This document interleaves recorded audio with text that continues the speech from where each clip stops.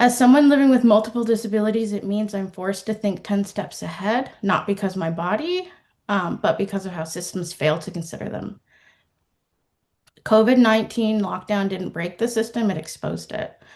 When everything shut down, the usual gaps in support became gaping holes. Peer support was gone. In-home lactation consultant didn't exist. Provider guidance tailored to disabled bodies, especially my body, didn't exist. And yet the expectations stayed the same. Nurture your newborn, recover from birth, adapt.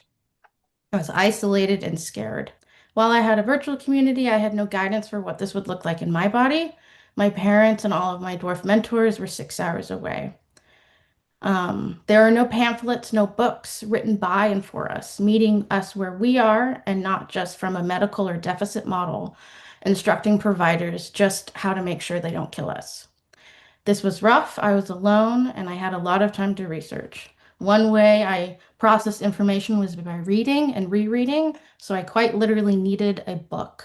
When I found this, The Disabled Woman's Guide to Pregnancy and Birth by Judith Rogers, I was so excited, but so much of it was completely inapplicable to me as only 2 women with achondroplasia were included. It was also published when the ADA was barely a thing. So I want to name something. And I didn't quite realize it until I was preparing for this webinar.